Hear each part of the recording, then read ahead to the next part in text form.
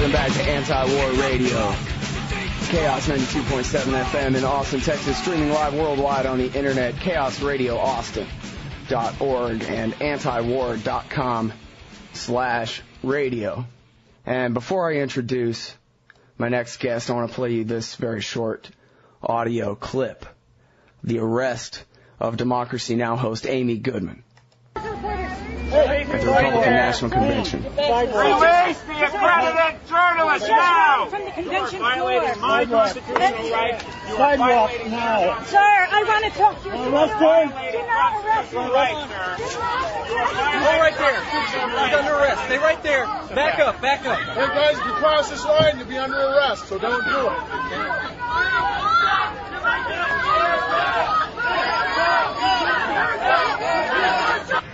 Amy, we're going to get you out of here very soon. Yes, we have people working on it. Has a bloody nose, and Sergeant McKenzie said they won't put me on this if the code's not there. I've done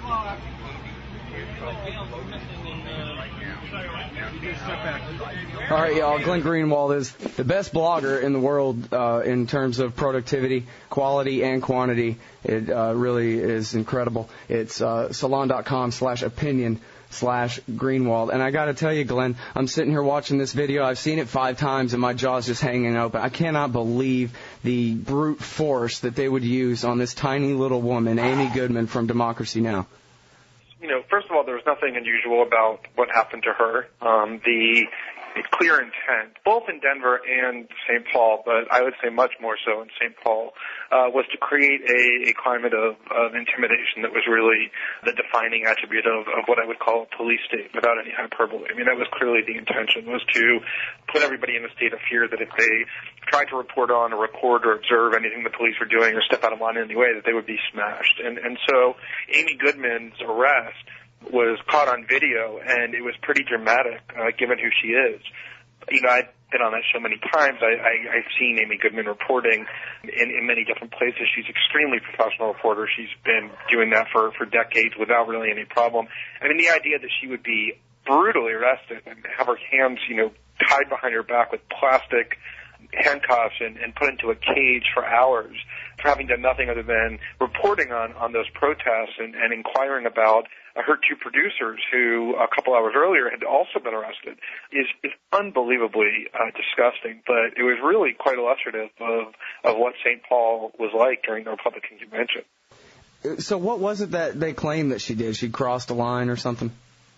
Well, if you look at what had happened in the video, what essentially happened, and she gave a few interviews where she explained this, was, as I said, a couple hours earlier, 2 of her principal producers, who are also very professional journalists and long-time producers of hers, were basically in the wrong place at the wrong time. And what the police were doing constantly, and I mean, there were AP journalists who got swept up as a result, and independent journalists as well, is if somebody did something in one place, they would literally encircle the entire crowd and essentially group mass arrest everybody who was in that crowd. They would block them from escaping. They would make them get on the ground, put their hands behind their heads, and then arrest them all without regard to whether any of them or every one of them did anything wrong. And so 2 of her producers had been arrested as part of those mass protests. And when she heard that, was at the convention, and she left to go to where they had been arrested to say, these are not people you should be arresting. These were just reporters,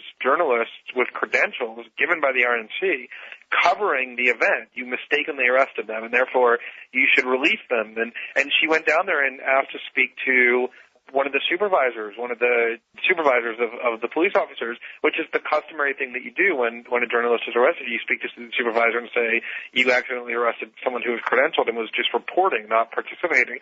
And they said, if you don't go away right now, we're going to arrest you. And when she said, well, I just want to speak to a supervisor, just her asking that, and you see this in the video, is what led them to then arrest her and charge her with conspiracy to riot. That was the charge on the basis of which they arrested her, simply for inquiring as to why her producers had been arrested and asking to speak to her supervisor about it. Mm-hmm. Now, you're a former constitutional law litigator, right? Right.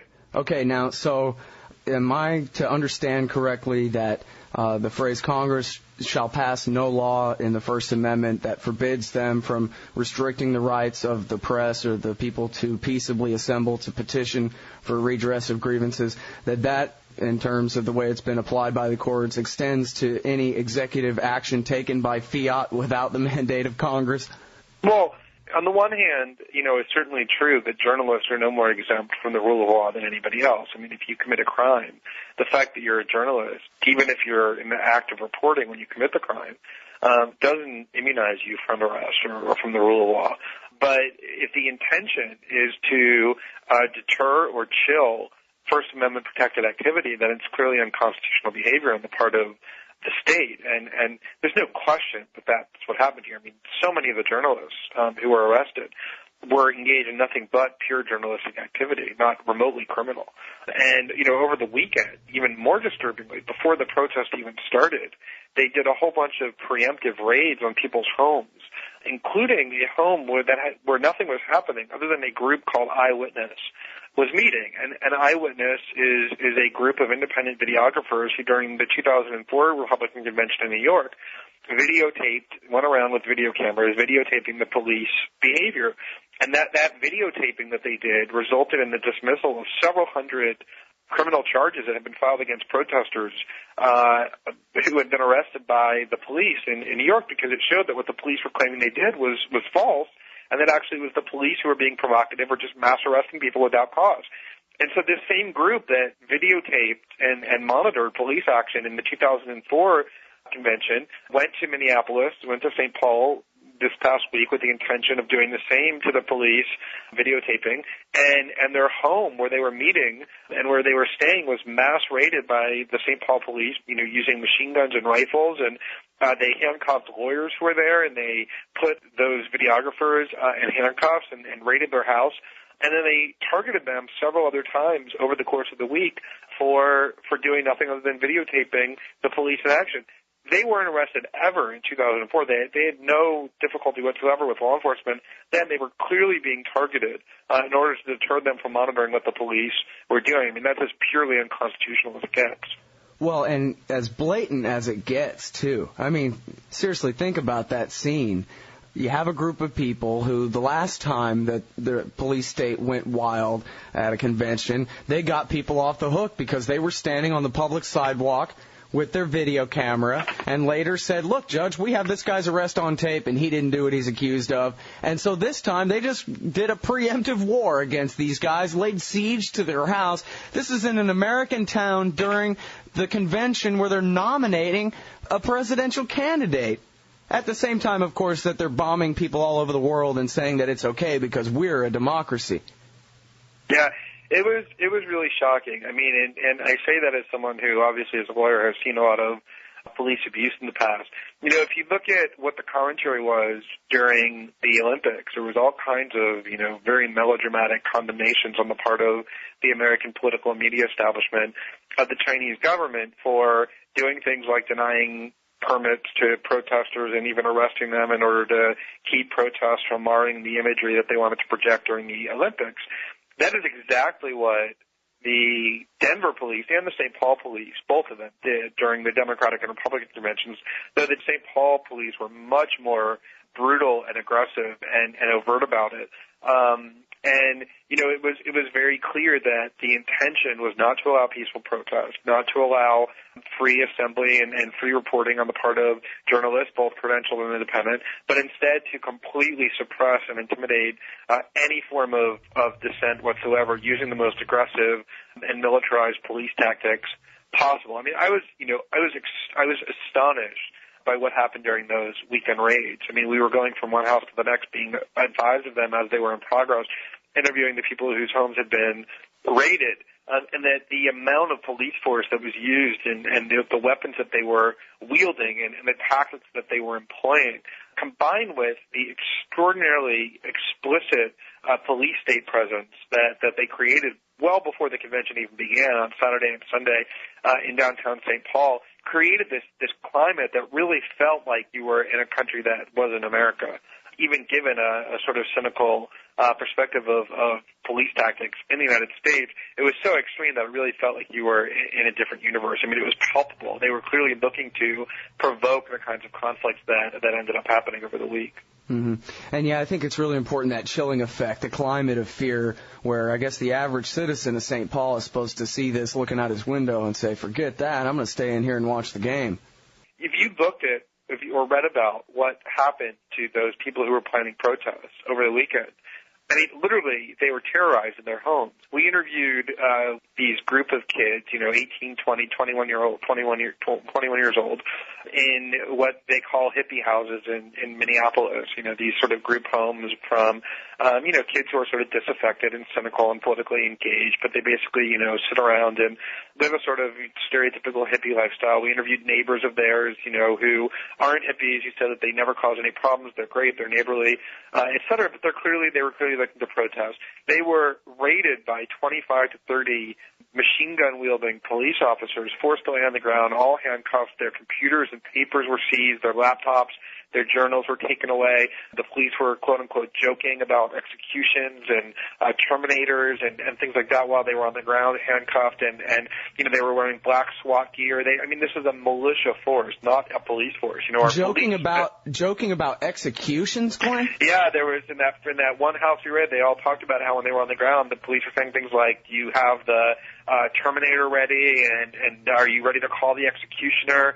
And these were 18 and 19-year-old kids who were trying to show some toughness and pretending that they were kind of scoffing at it, but acknowledging at the same time that at the time they were quite frightened by it. And you could see they were shaking and pretty traumatized by the experience. None of them was arrested. None of them was ever charged with a crime, but they were subjected to this extremely brutal assault in their home by the police. And it was clearly designed to convey the idea that if you're someone who's thinking about protesting or joining a protest during the Republican convention, that you might want to think twice, because that could happen to you. And I'm sure that message was heard loudly and was quite effective. Well, now, under what pretext did the judges give permission for these things, or did they even have warrants? Well, what happened was there were apparently, a group of, obviously in order to get search warrants, the police filed affidavits with the court and, were claiming essentially that they were looking for what they call terrorists. They claimed that there was a group of anarchists who were planning to do things like firebomb and throw Molotov cocktails and engage in actual violence. But the number of people that they claimed to have been participating in that was somewhere between 5 and 10 or 10 and 15.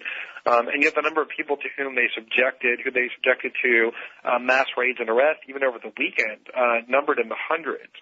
Way, way beyond the small group of people that they claimed were plotting violence. And as it turns out, several of the people who they ended up arresting, they're now charging with what essentially are crimes of terrorism under the Minnesota state version of the Patriot Act, which was adopted in the wake of 9/11.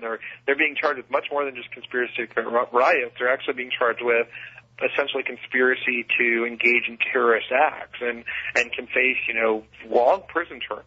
Wow, they're not even Muslim. Convicted. Not even Muslim, huh? White kids. Yeah, first of all, what's so important to understand is that if you look at the police forces in so many of our cities, as I said earlier, they really do resemble militarized forces, militias. Right, they're the troops quartered among us, referred to in the Declaration of Independence. Yeah, absolutely. They're standing armies essentially occupying our cities. And a lot of that has happened as a result of the excesses of the drug war, where our police departments have become much more like military units than actual peacekeeping officers. And in fact, what was so striking to me was that, not just the uniforms they were wearing, which were, designed to terrorize. There were these, black mass SWAT riot gear uniforms. They were, repeatedly marching around in formation and chanting what are military chants, double time and things like this, just unprovoked. They were behaving as though the cities were occupied by a military force. We have laws prohibiting the deployment of our armed services in our cities, and yet that's essentially what we now have with these militarized police forces. And they were used to militarize the city and to really intimidate anyone who thought about protesting. And now, this thing about the terrorism charges, though, this is so important. In the days of the 9/11 attacks and the anthrax in the mail, we just absolutely had to get this Patriot Act passed. We had to create all this homeland security on the federal, state, and local levels and do all these things to protect us from the al-Qaeda terrorists. And yet, should anybody be surprised that this kind of thing, these terrorism laws, are now being applied wherever they think they can possibly apply them?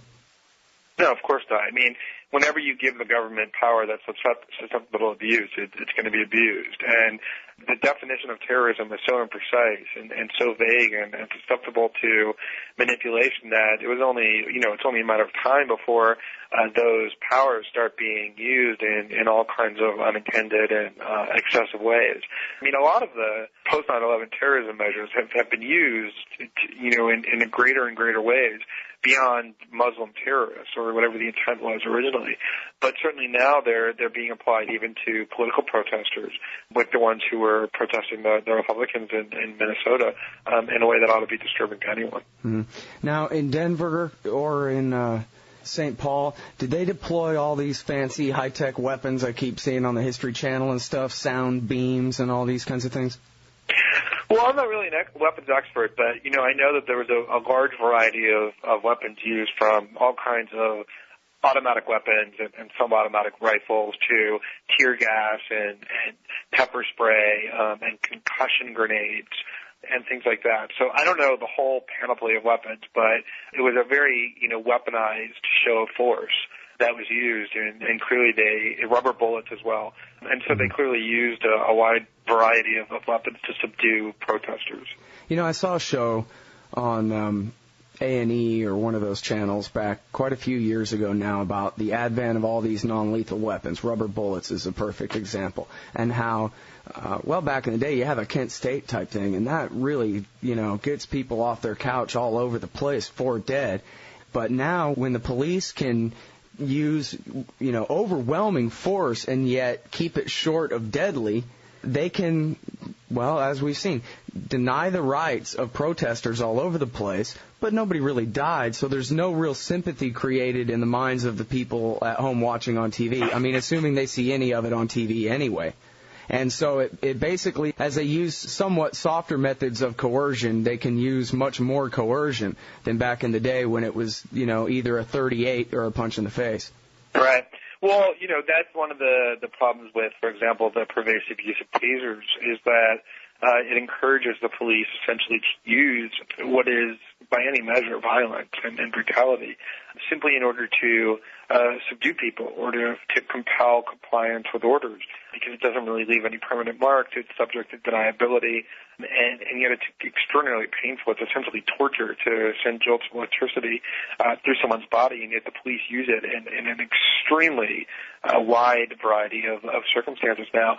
I personally witnessed, police just pepper spraying crowds of people, which causes people to lose their eyesight temporarily, to choke, to be incapable of breathing, to experience severe pain in their lungs, not in order to subdue anyone who was attacking them, but simply in order to kind of subdue the crowd, turn them more passive and scared, and make them disperse. Not people who were engaging in any violence themselves, but just people who happen to be nearby as well. Tear gas was used in the same way, from what I understand. Concussion grenades, though I didn't see any, were deployed with great frequency as well. So I think you're absolutely right that the ability now to use what is essentially state violence in non-lethal ways, or what are usually non-lethal ways, has really intensified the willingness of the police to use violence to achieve their ends. All right, now I want to know who is orchestrating this thing. I saw pictures on your blog of an FBI jacket. I guess that means that this thing was really run out of D.C. What about Homeland Security, Michael Chertoff, and those guys? Well, yeah, my sense at first was that was almost certainly the case, that this is being coordinated by the federal government. The more I looked around, the more I was able to confirm that was, in fact, the case. I mean, what essentially happened was, what was odd to a lot of people at first was that these raids in Minneapolis were being conducted by the Ramsey County Sheriff's Office, which is based in St. Paul. Minneapolis is actually not Ramsey County, it's Hennepin County. And the sheriff in St. Paul is someone named Bob Fletcher, who's known as being kind of a, hardcore right-wing, pseudo-law and order type of sheriff who has been accused of police brutality and excesses in the past. And no one understood why Ramsey County was leading these raids, including in Minneapolis, which is outside its jurisdiction. And we actually talked to some of the Minneapolis police officers who were posted at some of these raids who seemed irritated that they were there and that this was happening in their jurisdiction. And the reason why that ended up happening, those cross-jurisdiction raids, is because there was a joint federal, state, local task force created by Homeland Security under the guise of combating terrorism that was led by the FBI, which essentially was designed to coordinate police activity during the convention and to protect the convention from protesters. And all of this was fueled with Homeland Security money and coordinated by the FBI, which participated in many of these raids.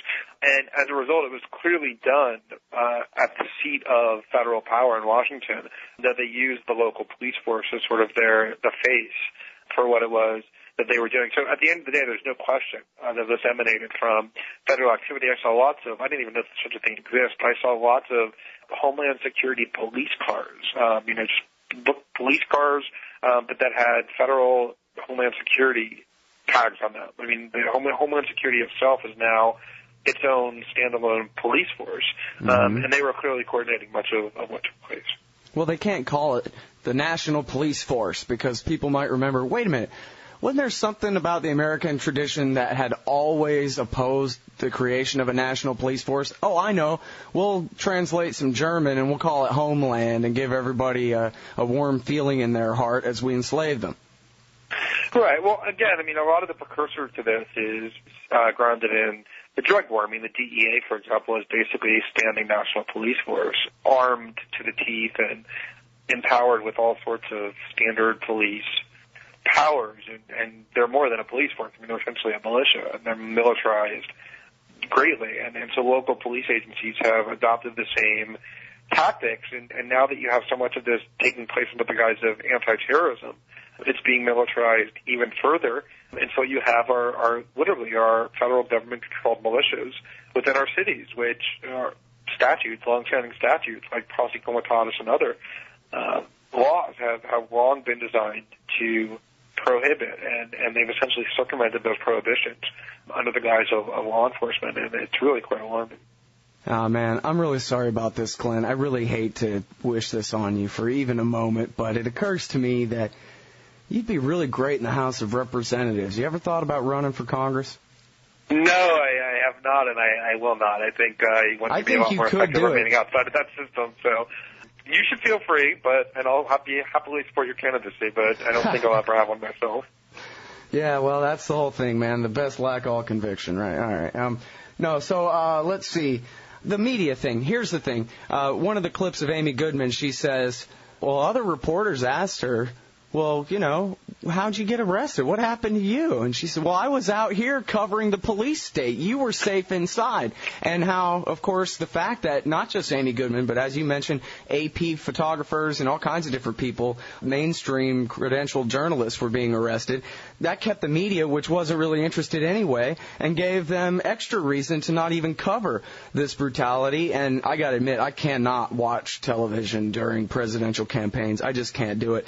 But I'm reading these things on your blog, but as far as I know, the American people don't even know that any of this stuff happened during these conventions. Well, I mean, look, we were walking around.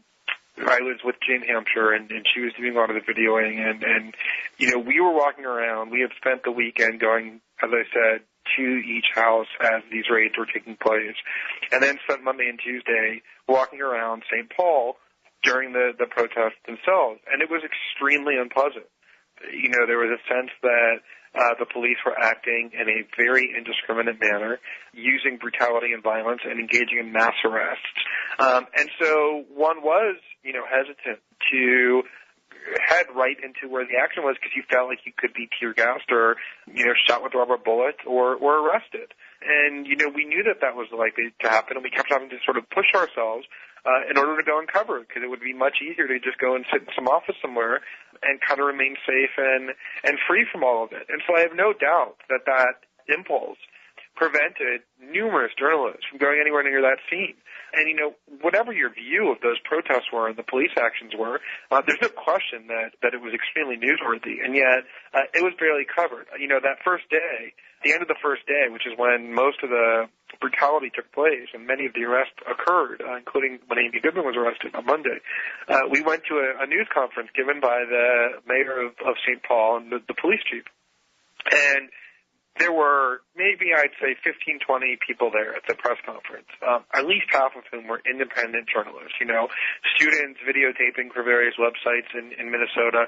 The few credentialed journalists, standard journalists, were people who worked at the local news stations, the ABC, NBC, CBS affiliates, and they would do things like ask very kind of unchallenging, gullible questions like, well, what's the property damage that you estimate took place from these protesters? And, things designed to fuel the police narrative, very uncritical, unchallenging, and questioning. And the level of interest in what took place was extremely small in the standard media. And I agree, given the extremity of what happened, the number of people who know that this took place is probably very small, very limited, because the media essentially stayed away. Wow, what a shame. I gotta wonder what goes on at these newsrooms where any reporter who comes in applying for a job but who exhibits any courage whatsoever is denied. Is that it? You just have to be a tool to even get in the door? Well, it was interesting. I mean, you could tell that there was an obvious relationship between these standard, establishment reporters and the mayor and the police chief. And the rapport was very obvious. They knew one another. They liked each other. And, reporters think that in order to do their job effectively, they need to maintain good relationships with those in power. That's how they get their access, their scoops, their information. And so there's an instinct that develops in the journalistic culture that is designed to curry favor with people in political power rather than challenge or question or displease them. And every time I'm around any kind of interaction between establishment journalists and political officials, that is far and away the overriding attribute, that the journalists are eager to maintain amicable relationships with the people in political power. Mm-hmm. Well, and I think this is the solution to the riddle that you're talking about on your blog and your most recent couple of blog entries here about the debate, the accusations by the right that the media, quote unquote, as a whole, is biased toward the liberals. And, of course, liberals always seem to think that the media is biased toward the conservatives. But it's always been the case, as far as I could tell, since I've never been left or right. I'm lucky enough to have escaped that my whole life. It seems to me like the media is simply biased toward the state, no matter who has power. They're not conservative or liberal at all. They don't even know what that means. What they're interested in is, as you said, pleasing their... I think that's true. I think that, however, that by and large, political power in the United States over the past couple of decades, and even further, going back further, has been largely right-wing power. And the reason for that is because Republicans typically win presidential elections, and political power is vested overwhelmingly in the executive branch these days. Mm-hmm. And even, Congress throughout the 90s and most of this decade has been controlled by Republicans as well. And even when Democrats tend to have power, they're hardly members of the left in any meaningful sense. They tend to be sort of establishment promoting, status quo perpetuating Democrats who support the surveillance state and imperial policies and war. And so whether, you want to say that the media is biased toward conservatives or whether their function is simply to curry favor with the state, I think that distinction ultimately is less important than it seems because political power largely exists to promote what is known as a right-wing agenda, which is, large federal power, police power, wars and empire, and a growing surveillance state. And the right has dominated our national elections, and so that's where the media's allegiance lies. And whether that's an ideological bias or whether it's just a bias in favor of power, ultimately it doesn't matter because those two things end up being essentially the same. Sure. Yeah, you point out on your blog that Phil Donahue had the anti-war show and got canned, even though he had the very best ratings on MSNBC. And the same thing happened to Jesse Ventura. I guess he did 2 shows or something, and then they realized he was going to be anti-war, and he was coming in, had really good ratings. Oh, I guess he was supposed to replace Donahue. And then they canned him, too. And even though these guys had the best ratings in a market system, it would seem like go ahead and use your best guys. And yet, I don't know exactly what reasons. I can make some up. I don't really know exactly. I can speculate. They've decided that there's either more money or more influence or whatever it is to be had in getting rid of these top earners rather than promoting them. Well, I mean, these media corporations are owned by corporations that have all kinds of interests. And I mean, I wrote today that I think the most idiotic claim in our political culture is that media outlets such as MSNBC promote some kind of left-wing or anti-war agenda. MSNBC is owned by General Electric, which makes extraordinary profits through the expansion of the military-industrial state and the surveillance state and through war policies. And so the idea that General Electric is out there promoting left-wing policies or anti-war positions is idiotic on its face. And, you're absolutely right. I mean, the Phil Donahue show, I interviewed the executive producer of that show, Jeff Cohen, who talked about how from the very first day they were told that for every anti-war guest that they put on, they were required to put on 2 pro-war guests. You could never have a war opponent on alone, but you could have war supporters on alone. And even though the Donahue show was the best-rated program on MSNBC, it was canceled shortly before the war began, and memos that were released that were disclosed from MSNBC executives demonstrated that the cancellation was due to the fact that they didn't want to be perceived to be the left-wing network, in part because their corporation relies upon good relationships with the federal government and incurring favor with the Bush administration and on pro-war policies. That's what General Electric's interests lie. Mm-hmm. And today I quoted Sumner Redstone, who is the CEO of Viacom, which owns CBS. And what he said was, he had good feelings for John Kerry in 2004. He himself has been a Democrat in the past and has supported liberal policies, but that his concern is Viacom and that his corporation's interests are best served by Republicans in power. And so that's where his allegiance lies. And so the idea that, these large corporations that control our media outlets are out there promoting some radical pacifist agenda or undermining the interests of the government on which they rely is just absolutely ludicrous.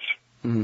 And, it may be that CBS News also has ties with the military-industrial complex in ways that I don't know about, but I know that Dan Rather told Bill Moyers on his special Buying the War. Dan Rather said, look, nobody has to send you a memo to remind you that you work for this gigantic multinational corporation that is regulated from top to bottom, front to back, by the government. And that if you cross them, it can cost, unmeasurable amounts of money. And it would be, an act of disloyalty to the rest of the people who work for the same company as you to perhaps put that company in jeopardy by doing something that would severely cross the state. Yeah, I mean, anybody who works for a company develops and succeeds, develops the ability to know what their bosses want without having to be told. You know how to please the people on whom your livelihood depends. I mean, it's just a natural human ability. And all large cultures create their own mores. I mean, you can see who thrives and succeeds in your culture and who doesn't.